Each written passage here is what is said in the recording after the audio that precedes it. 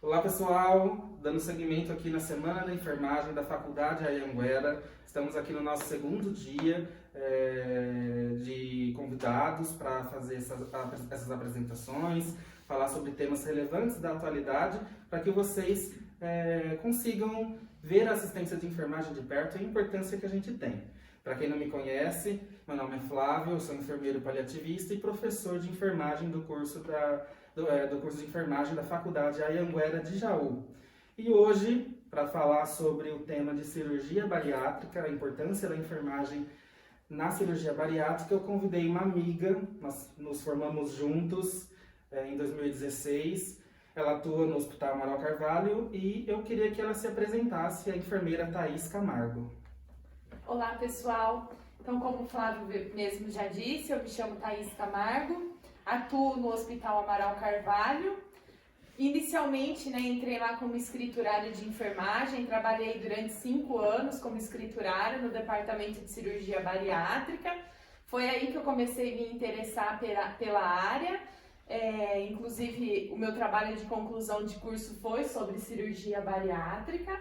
Depois eu me formei e atualmente eu sou enfermeira do ambulatório de cirurgia bariátrica. Sou enfermeira também pós-graduada, atuo como docente também e hoje eu estou aqui para tirar as dúvidas de vocês a respeito de cirurgia bariátrica.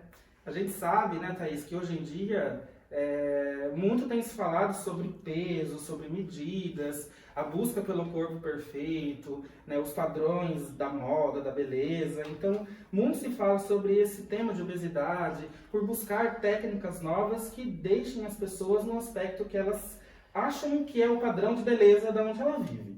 Então, eu queria que você falasse pra gente um pouquinho o que é de fato, assim, pela ciência, a obesidade. Como que a gente pode definir a obesidade?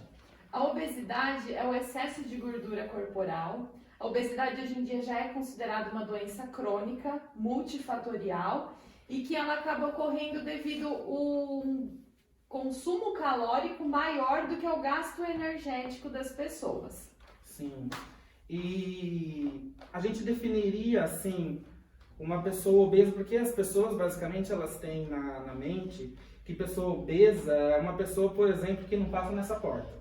E isso é uma pessoa obesa. E a gente sabe que não é bem assim. Como que a gente define, pelos estudos, o que de fato a gente pode dizer que tal pessoa ela é obesa? A gente costuma fazer o cálculo do IMC, né? Que é o índice de massa corpórea. A gente pega o peso da pessoa e divide pela altura ao quadrado. Se o resultado for maior que 30, essa pessoa é considerada obesa. E até esse valor de 30 tem umas subseções, né? Tem sobrepeso. Isso. E isso já entraria também nessa área, ou não? Aí antes seria sobrepeso, né? Sim. Geralmente para o paciente ser candidatado à cirurgia bariátrica são os obesos mesmo. Sobrepeso é mais quem tem comorbidade, que aí consegue. E aí não se enquadraria, por exemplo, nesse tema de cirurgia bariátrica? Não. Abaixo do obeso. Isso. E tem diferentes graus a obesidade? Isso. Tem 1, 2, 3. Aí vai de acordo com o cálculo do IMC. Sim, o IMC que vai definir isso então. Sim. E a gente sabe que a obesidade ela é um problema de saúde muito sério, mas que às vezes com ela vem outros tipos de doenças. E até mesmo às vezes a indicação da cirurgia é devido a esses problemas, né, que já estão ou podem acontecer. Que problemas são esses que podem acompanhar a obesidade? É assim, como a gente mesmo já comentou, a obesidade por si só já é considerada uma doença e desencadeia várias outras doenças. A gente pode citar as mais frequentes, que são dores articulares, hipertensão, diabetes, apneia do sono, incontinência urinária, câncer e entre outras inúmeras doenças. Sim. E quando a gente fala assim de obesidade, a primeira coisa que a gente vê na cabeça, né, é uma pessoa que fica o dia inteiro assistindo Netflix, comendo, né? E nem sempre a pessoa obesa, ela tem um problema de comer em excesso. Quais outros fatores levam a pessoa à obesidade sem ser o foco de se alimentar em excesso, comer em excesso, porcarias e por aí vai? Infelizmente a gente ainda tem esse preconceito, né? Mesmo a nossa população, grande parte já sendo obesa, a gente permanece esse estigma ainda de que, né, a obesidade está única e exclusivamente relacionada à alimentação, mas não. Tem outros fatores que podem desencadear isso também, que são os fatores genéticos, psicológicos, metabólicos e às vezes até comportamentais. Se a gente for pegar, né, questão de costumes de regiões, tem região, tem país que tem uns costumes alimentares um pouco diferentes, né? A gente poderia dizer, então, eu não sei, que eu não entendo muito dessa área, a gente poderia dizer que a obesidade ela é considerada um fator hereditário? Também. Os pais obesos, o filho terá mais propensão a ser obeso? Sim, tá ligado à genética também, né? Sim. Aí, lógico, né? Isso tudo tem muito a ver com os hábitos de vida desse filho também, né? Sim, porque às vezes ele vê o que os pais fazem, né? E acaba adotando, né? Adotando esse mesmo... Esse método como vida dele. Exatamente. E a gente vê, eu já vi algumas reportagens que nos Estados Unidos, países americanos, eles consomem muito fast food. E isso tem aumentado cada vez mais a taxa de obesidade nessa população. Aqui no Brasil, a gente não tem tão forte essa cultura do fast food, apesar de tá aí, ser uma delícia, né? A gente gostar muito. Mas comparando assim a regiões americanas, que eles consomem muito, muito mesmo. Como que a gente poderia classificar o cenário do nosso país com relação à obesidade? A obesidade vem crescendo bastante no Brasil ao passar dos anos. Inclusive, em 2018 foi feita uma pesquisa pelo Vigitel, pelo Ministério da Saúde, onde mostrou que o Brasil atingiu o maior índice de obesidade nos últimos 13 anos, passando de 11,8% para 19,8% da nossa população obesa. Quase dobrou, então, né? assim, quase dobrou. E se a gente for pensar que não é só a obesidade, que junto com a obesidade vem outras doenças, vem outros problemas de vários aspectos, então, assim, é um número muito grande. É uma coisa muito importante. É, sim, um problema de saúde pública, a gente pode falar até, né? Sim. E o que você acha, assim, como especialista na área, o que se deve a esse aumento? Será que foram a vida moderna que levou um pouco a isso, a agilidade de fazer as coisas muito rápido, 2, 3 empregos, no nosso caso, por exemplo. A gente vê que até profissionais de enfermagem têm aumentado as chances de serem obesos e terem sobrepeso. O que você acha, na sua visão, que deve ser esse aumento da obesidade no nosso país? Tem muita relação com os hábitos de vida, né? Tem muita relação com isso. Então, se a gente for pegar a nossa população hoje em dia, que a maioria trabalha, tem aquela vida corrida, de às vezes sai de um serviço, vai para o outro, o que acaba acontecendo? Diminui o índice de fazer atividade física. Então, assim, se eu tenho pouco tempo livre, o que eu vou fazer nesse meu pouco tempo livre? Comer. Comer. Poucas pessoas vão optar pela atividade física. E aí, no quesito alimentação, qualquer lugar que eu ando, eu encontro lugares que tem comida já pronta, comida fácil, mas dificilmente essas comidas são comidas saudáveis. Sim. São industrializadas, são os fast foods que a gente fala. Então, tudo isso está relacionado com o ganho de peso da população no geral. A vida moderna acaba trazendo, né? A gente fala assim, a vida corrida, tudo, mas a modernidade e a tecnologia, claro, é muito bom para nossa vida, mas infelizmente, como você mesmo disse, né, acaba trazendo coisas ruins, como a obesidade, porque é muito mais fácil, né, a gente ir comprar alguma coisa pronta do que fazer comida em casa. Hoje em dia tem até os aplicativos, né? Sim. Que trazem as comidas aqui pra gente. Sim, você não precisa mais nem ligar, você manda um zap, Exatamente. a pessoa traz. Então isso é ótimo, né? É ótimo para agilidade, mas por outro lado, né, a gente não tem a questão saudável, né? E aí, a gente falando um pouco agora sobre a cirurgia bariátrica em si. Como que funciona? Assim, eu faço um MC, eu mesmo sou uma pessoa obesa. Faço um MC e acho que aquilo se enquadra, procuro um especialista e falo o que quero fazer. Como que funciona? É uma demanda que o paciente procura e todos que se candidatam acabam fazendo porque querem. Como que funciona? Não é bem assim. Então, o paciente, né, vai apresentar lá as suas queixas, os seus problemas, o porquê dele querer a cirurgia bariátrica, vai procurar um médico cirurgião, ou se for na rede pública, vai procurar um postinho, uma UBS para pegar o encaminhamento, né?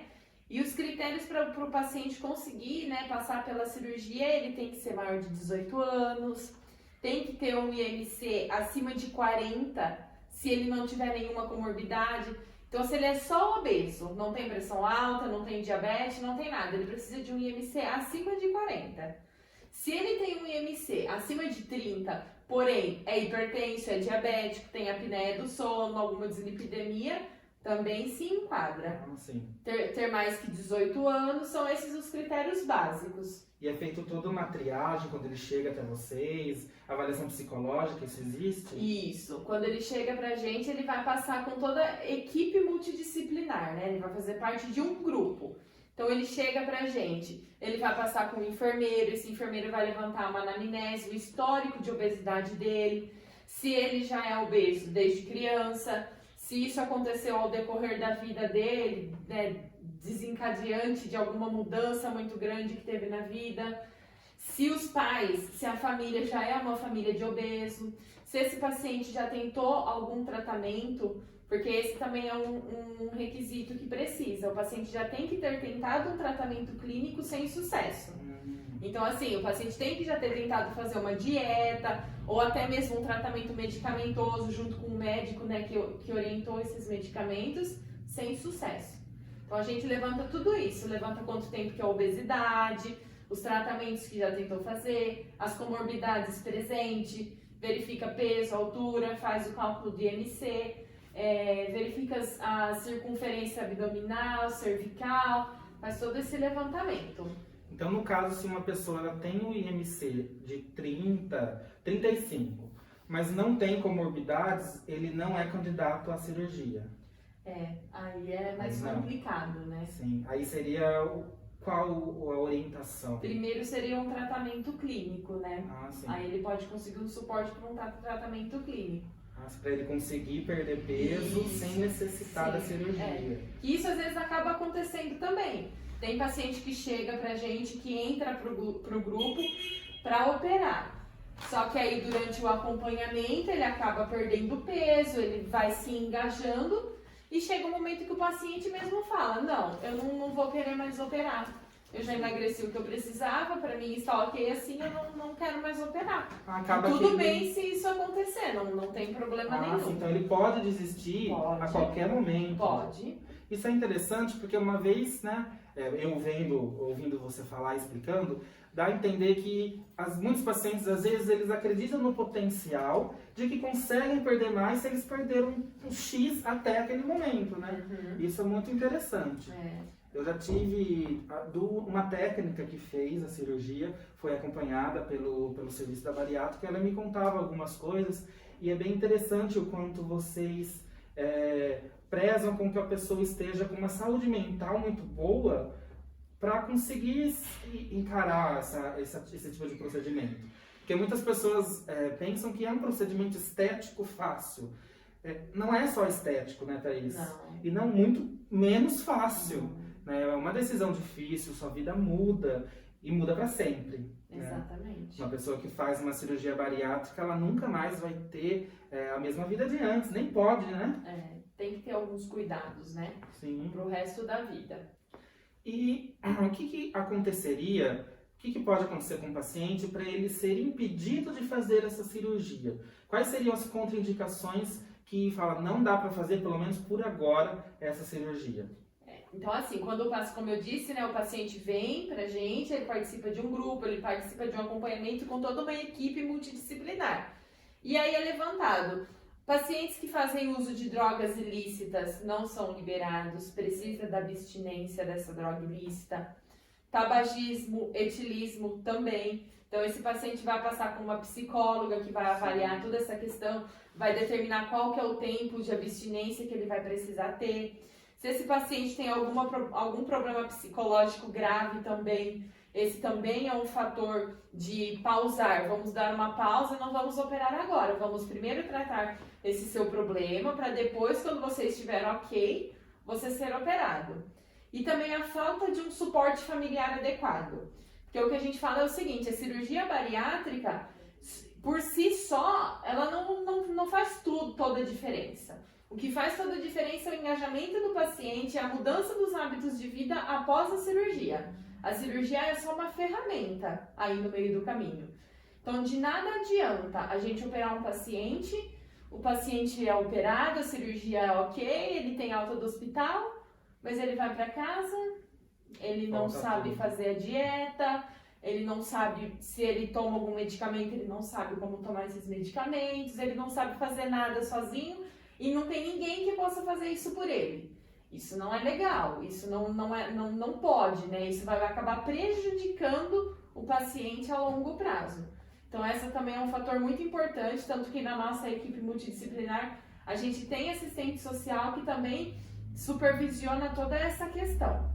Sim, porque o que a gente ouve falar, e eu escuto muito, até de amigos, colegas, às vezes pacientes, profissionais da saúde, que acha que a cirurgia bariátrica ela é uma mágica, né? Que você vai operar e no dia seguinte vai estar magro e vida que segue, continua com a vida que tinha antes.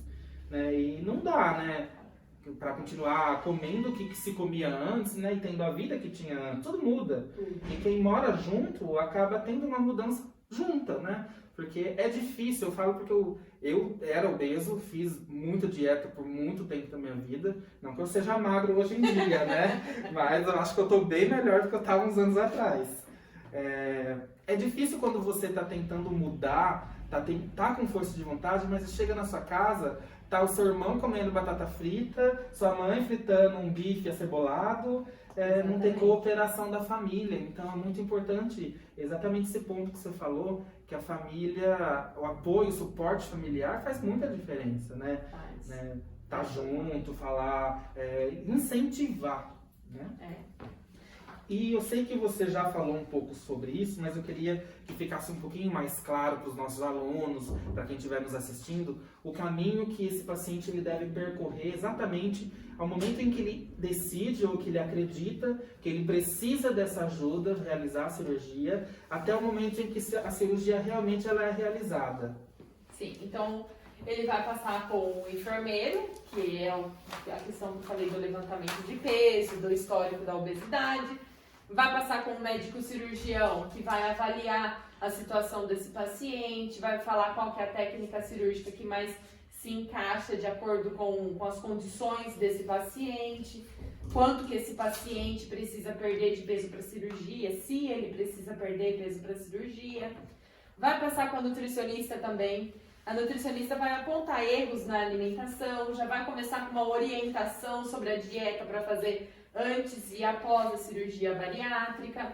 Vai passar com uma psicóloga que também vai ver toda aquela questão de vícios de tabagismo, etilismo, e se tem algum problema psicológico também. Se for algum problema mais grave, esse paciente é encaminhado para um psiquiatra e esse paciente vai ser operado somente quando esses membros falarem, não, o paciente está liberado, ele pode ser operado, ele está bem, né, os problemas estão ok, é seguro esse paciente ser operado agora.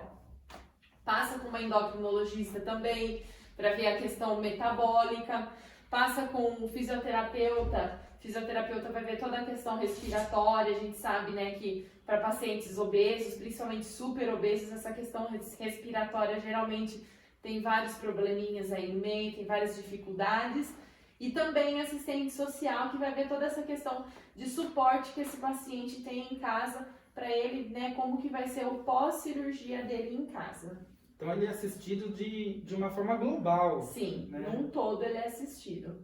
Mesmo eu trabalhando no hospital que realiza esse tipo de procedimento, eu não sabia quão rigoroso era. Né? Porque a gente não vê de perto, né? Eu nunca trabalhei nessa área, e a gente escuta outros profissionais falando, ou até mesmo pacientes que passaram, pessoas conhecidas, mas eu não tinha essa ideia de quão rigoroso é para ter certeza se o paciente tem certeza daquilo que ele quer fazer, né? Porque é um caminho sem volta. Exatamente. E também há complicações, né, Thaís? Como toda cirurgia, Como toda cirurgia há complicações. E toda essa equipe multidisciplinar que acompanha esse paciente, acompanha depois da cirurgia também? Após a cirurgia, o paciente continua tendo acompanhamento com o médico cirurgião, com o nutricionista, com o psicólogo. E aí, se houver necessidade de passar com o endócrino, com algum outro especialista, aí eles avaliam e fazem o encaminhamento. E se tudo for correndo bem, ele vai passando cada vez menos Isso. até que para, ou não para? Então, a gente ainda faz o segmento, continuamos fazendo o segmento.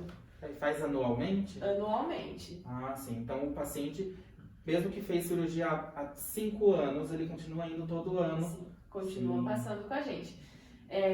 A gente vai colhendo exames anualmente, né, do paciente, e aí ele volta todo ano com os exames, a gente vê os exames, vê a questão, né, de anemia, se tá tudo ok, e já dá, né, os receitas de polivitamínicos para continuar por mais um ano, para daí ano que vem colher exame de novo, e assim por diante. E se engordar, leva puxão de orelha? Com certeza. Essa era a minha dúvida, acho que de mais pessoas. Com certeza. Vocês puxam a orelha se engordar. Por bem do paciente Tudo bem do mesmo, paciente, a gente né? fala puxar a orelha, parece que tá castigando, mas na verdade é para entender a importância de tudo que foi feito. né? Exatamente, porque às vezes a gente fala assim, né? O paciente se submete a uma cirurgia, aquela fase de transição de dieta tá líquida, restrita, fica só no líquido.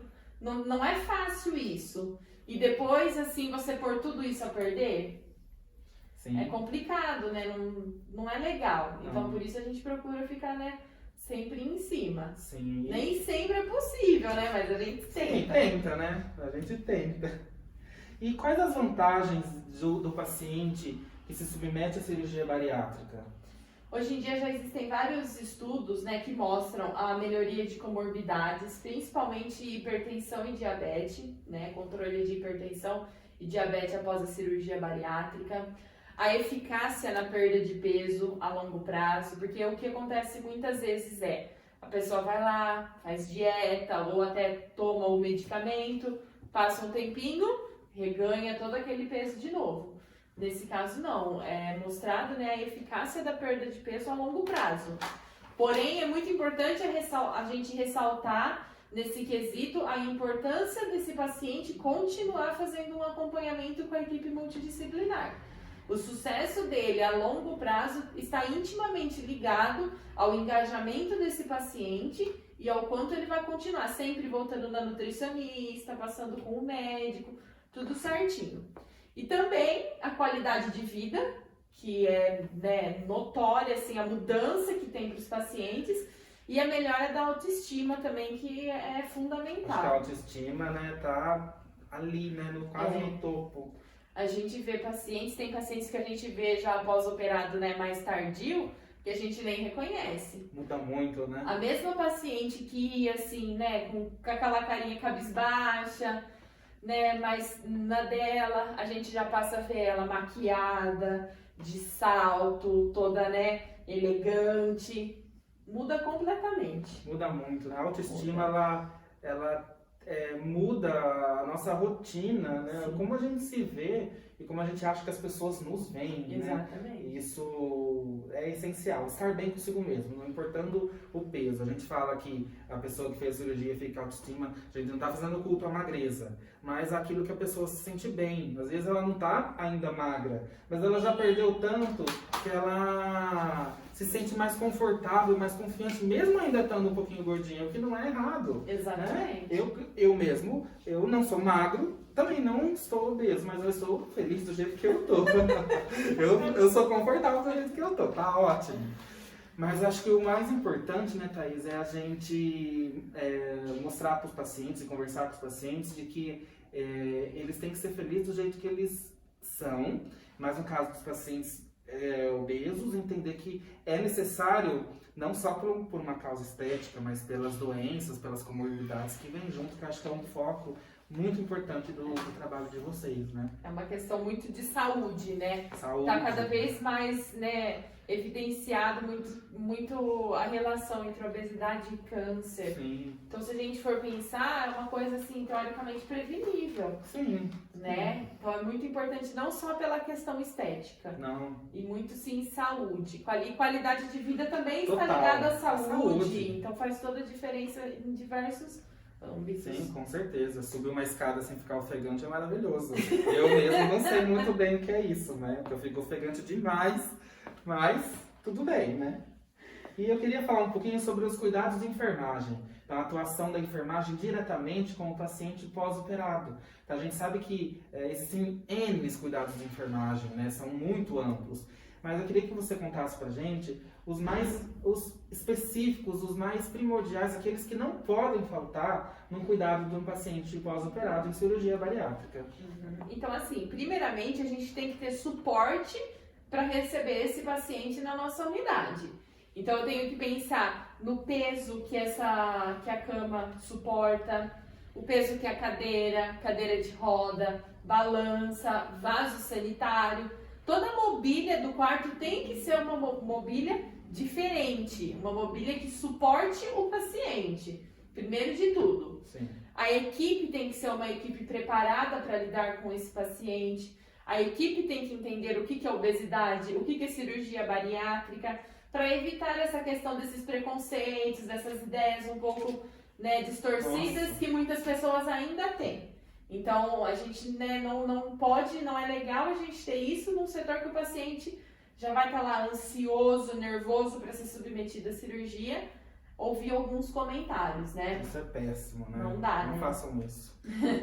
Jejum, a gente tem que se certificar do jejum, isso é para qualquer cirurgia, né? Se certificar de que o paciente veio fazendo a dieta que a nutricionista orientou. Após a cirurgia e acompanhando durante o dia, como agente de enfermagem é quem fica lá, beira-leito, né, a maior parte do tempo, e verificando como que está a aceitação dessa dieta do paciente, se ele está conseguindo aceitar legal, se está com alguma dificuldade. A questão de diurese, no pós-operatório mais imediato, o controle de diurese é muito importante, a gente vê se está eliminando diurese legal.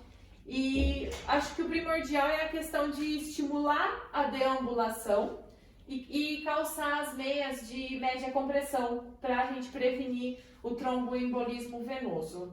A gente tem que estimular isso desde o pós-operatório já mais recente, já começar a estimular. A gente sabe que o paciente tem dor, a gente sabe que não deve ser muito, né, gostoso você estar recém-operado e ter que caminhar um pouquinho, mas vamos dizer, é um mal necessário. Sim, né? É pro bem do paciente mesmo, para evitar, né, essa questão do tromboembolismo, que é das complicações aí uma das mais graves que pode vir a ocorrer. E quanto tempo, mais ou menos, que até eu não sei muito bem, acredito que muitas pessoas não saibam, quanto tempo a pessoa fica usando essas meias compressivas? O paciente vai ficar com essa meia até nos retornos com os médicos. E é uso contínuo. Isso. Não tira pra nada. Tira-se pra tomar banho e pra dormir. Ah, ele pode dormir sem essa meia. Pode. E lógico, para tomar banho ele tira para dormir, mas é um uso. Então não tem determinado tempo, vai ficar 1 mês, 2 meses usando a meia. Não. Aí vai de acordo com o retorno médico, aí eles vão acompanhando caso a caso, né? Tem paciente que já tem mais probabilidade a ter algum problema, né, dessa questão de coagulação. Tem pacientes que não, então isso daí é avaliado. Mas geralmente não passa de 20, 30 dias, assim, no geral. Ah, sim. No geral, 1 mês já tá ficando sem a meia. Isso. Isso também não é só para cirurgia bariátrica em si, né? Várias outras cirurgias mesmo. Até tem cirurgia plástica até que pede para usar, né? Principalmente da região abdominal. O uso da meia, né? De média compressão no pós-operatório. Sim, eu sempre tive curiosidade sobre essa questão das meias, do que quanto tempo usar. A gente vê bastante no hospital os pacientes caminhando pelos corredores com essas meias. Eu tinha muita dúvida sobre isso, até mesmo a gente sabe que era para prevenir o tromboembolismo, mas até mesmo para entender o porquê de usar as meias certinho, né, que às vezes a gente vê, mas não compreende muito bem. E a gente sabe, Thaís, que toda cirurgia tem uma complicação, toda. Se a gente for operar o dedo, pode ser que haja uma complicação com esse dedo ou sistêmica. Quais as complicações mais comuns em cirurgia bariátrica, pacientes submetidos a esse procedimento? Então, assim, se a gente for pensar num pós-operatório assim, mais tardio, pode ter deficiência de ferro e de vitamina B12, que aí pode causar uma anemia. Então, aí mais uma vez a gente salienta a importância desse acompanhamento mesmo num pós-operatório tardio. Esse paciente colher exame sempre e a gente está sempre acompanhando. Tá com anemia e a gente vê para dar uma suplementação de ferro, ver como que vai ser tratado esse problema. A deficiência de proteína, muito paciente depois de operado tem dificuldade em comer carne, entendeu? Então aí o que acontece? Eu não consigo comer carne, ponto. Não procuro uma substituição por um ovo, por um peixe, para suprir a falta dessa proteína em outros alimentos.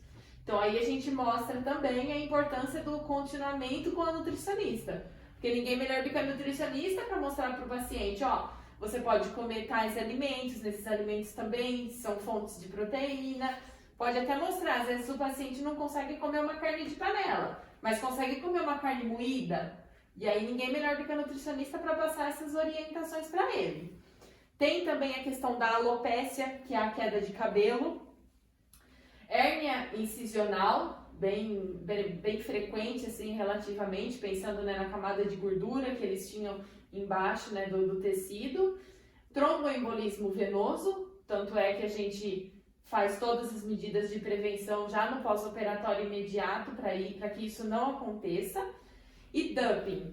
O dumping, eles costumam falar que é uma sensação de morte que dá. Dá uma taquicardia, uma sudorese, é uma sensação muito ruim. E geralmente essa sensação acontece quando o paciente ingere algum alimento com alto teor de açúcar.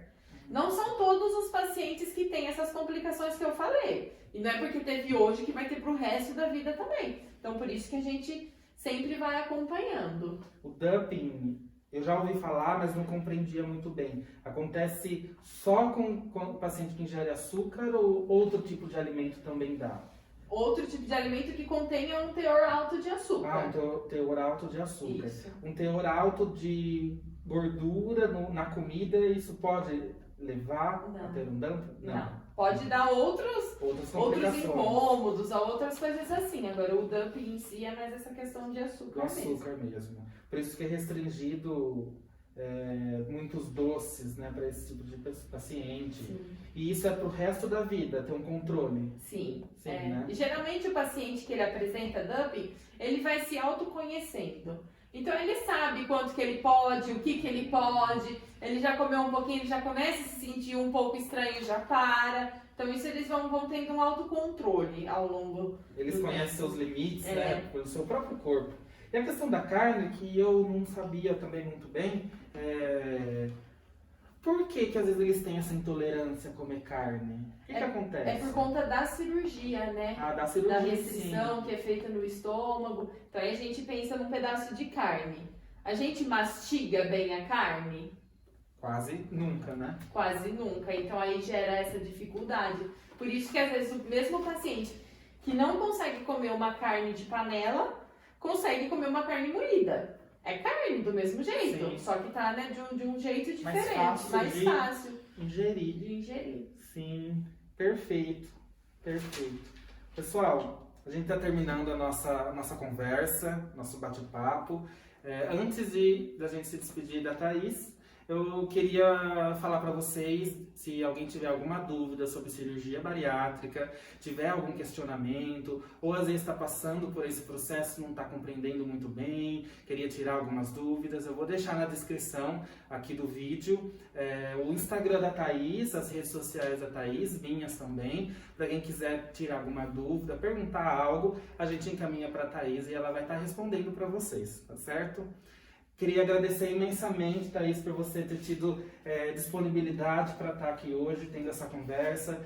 Eu sei que enfermagem tem um tempo super corrido, tem horários loucos dentro do hospital, ainda mais nessa época, com tudo isso que está acontecendo. Então, a gente ter tempo hoje em dia é uma raridade, né? A gente conseguir ter um tempo. Então, eu queria agradecer em nome da Faculdade Anhanguera por você ter disponibilizado seu tempo para fazer essa conversa que a gente teve sobre cirurgia bariátrica, esclarecer para os nossos alunos, esclarecer para os profissionais da saúde e o público que está nos assistindo. E eu queria, só para a gente terminar, que você deixasse para os nosso futuro da enfermagem, os enfermeiros que estão se formando, técnicos, auxiliares, a enfermagem de modo geral, ainda mais diante de tudo isso que está acontecendo no nosso, só no nosso país, mas no mundo, uma mensagem para esse futuro da enfermagem, né? Para que eles consigam lidar daqui para frente com tudo que está acontecendo e o que pode acontecer, né? Bom, primeiramente eu gostaria de agradecer ao convite. Espero ter, né, tirado a dúvida no geral assim de vocês, mas caso tenha ficado alguma dúvida ainda, como o Flávio mesmo disse, é só mandar que a gente responde.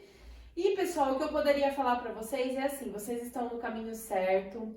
Essa pandemia veio, tá fazendo, né, bastante mal, tá complicado para todo mundo, mas ao mesmo tempo tá mostrando a importância do nosso papel na área da saúde, né? Tá servindo para mostrar isso também. Então vocês estão vendo a importância que vocês terão daqui a alguns anos ou brevemente, para quem já está se formando. Estudem muito, façam a diferença, deem o melhor de si no que vocês puderem. Lembrem-se que vocês vão estar cuidando de famílias, de pessoas que são muito queridas, e sempre vamos pensar em fazer pelo paciente que a gente vai estar atendendo o que a gente gostaria que fizesse por nós ou por um ente querido nosso. Com toda certeza, né? E com essas palavras e com essa mensagem que eu encerro o vídeo de hoje. Espero que vocês tenham gostado muito. A gente está pensando com muito carinho, nós da Faculdade Anhanguera, em trazer temas relevantes e atuais para que todos os nossos alunos e os profissionais de saúde e quem se interessar consiga tirar proveito de todo esse conteúdo. Não percam amanhã, às 20, uma conversa com o enfermeiro Felipe Alves sobre o enfermeiro na gestão hospitalar. Espero todos vocês lá. Até mais!